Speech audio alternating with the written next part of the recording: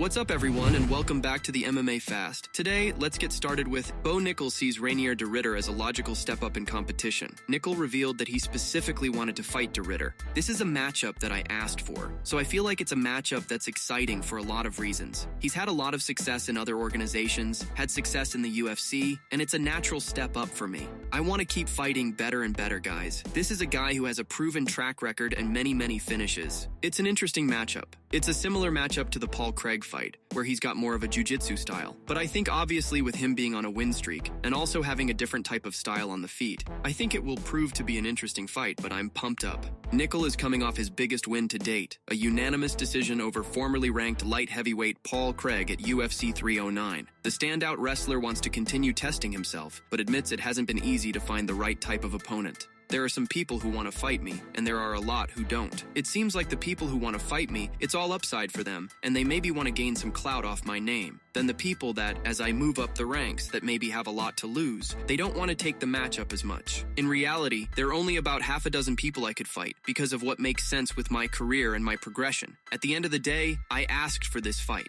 It was a fight that I wanted, and I don't know that he wanted it, but the UFC is the one who makes the decisions. They like it, and will do it. Robert Whittaker is focused on bigger things than a fight with Roman Dolidze. Dolidze called out both Israel Adesanya and Whittaker after avenging his loss to Marvin Vettori in this past Saturday's UFC Fight Night 254 main event at the UFC Apex in Las Vegas. Whittaker was quick to shut down the idea. I'm trying to fight a top 5 guy. Join the queue. I watched a round and a half and was like, man, I have nothing to gain from this. Bro, it was just like the exact same as their first fight. It's the exact same thing. I reckon they should run it back to break the trilogy to get some proper closure on whatever reason they're having a brawl. For now, Whittaker is targeting former champ Sean Strickland on June 28th at UFC 317 during International Fight Week. Then we'll see how he feels about a potential move up to light heavyweight. I'm going to decide after this next fight. One more at middleweight at the very least, depending on. I'm going to really try and push the boundaries of muscle to weight ratio and everything and just see where we come up. Machado Garry livid UFC chose Jack Della Maddalena for title shot over him. Machado Garry can't believe Jack Della Maddalena is fighting for the welterweight championship at UFC 315. Belal Muhammad was scheduled to make his first title defense against Shavkat Rakhmonov, but the undefeated contender couldn't compete due to injury. Although Machado Garry is coming off a decision loss to Rakhmonov at UFC 310 this past December, he thinks he would have been a more logical choice for the title shot. Why aren't I fighting for the title? I had a chat with my agent. I rang him when he told me about this news, and I was livid. Still am to this day. I had a #1 contenders fight where the guy now has to get knee reconstruction and is out for a year. But you know, it's not my fault. I didn't do it. I'm not fighting for a world title because I'm coming off a loss, and they're giving it to a guy who's been injured for a year, and they think that's more exciting, but they're wrong. The world title fight was meant to be Shavkat Rakhmonov taking on Belal Muhammad, but Shavkat apparently is out injured. I wonder how that happened. Now they're pulling in a guy who hasn't fought in a year because he's had an operation on his forearm because he broke it in his last fight, hasn't fought in a long time, and hasn't been active. So, they've given it to Jack Della Maddalena because I'm coming off of a loss. That's okay, don't worry. I'll get you all. You're all mine.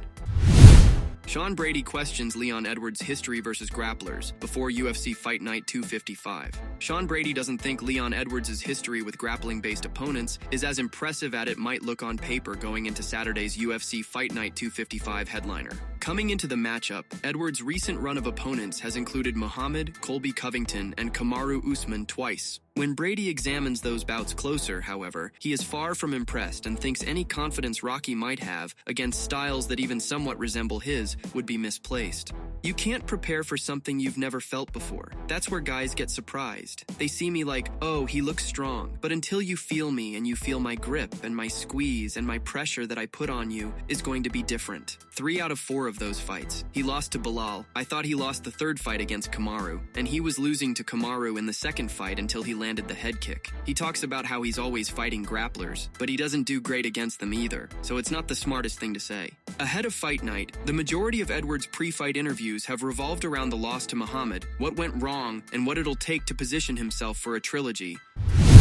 Alexander Volkanovski makes prediction for possible Islam Makhachev versus Ilia Topuria fight. Islam Makhachev and Ilia Topuria are 2 of the top pound-for-pound fighters in the UFC right now, and there is only one man who has fought them both, Alexander Volkanovski. I have fought both of them, Islam is going to be a hard man to beat for anyone. I think the only chance of him losing is someone knocking him out. Like someone landing something, that's what I believe. I've always believed that about myself. The only way I would lose is someone catching me rather than actually beating me. The only person I believe that will give me that close fight is Islam. I feel the same for Islam with a lot of opposition. I think everyone has a puncher's chance, and I think that's the only way I see him really losing. Someone catching him. And if anyone can do it, it is Ilia. Ilia's obviously got some dangerous hands, so for people to just count him out, you know he's got power in his hands, you know he's going to be looking for it. You know he's composed, and even if things aren't going his way, he's going to keep looking for it. Keep trying to find it until he does, or until he loses. So you know he's dangerous. Maybe if the gas tank goes, we'll see when he starts them later rounds with someone like Islam, but early on the first couple or first 3 rounds, he's going to be dangerous. You don't want to be getting caught by any of those punches. So if anyone can catch him, I think Ilia's right up there for a chance.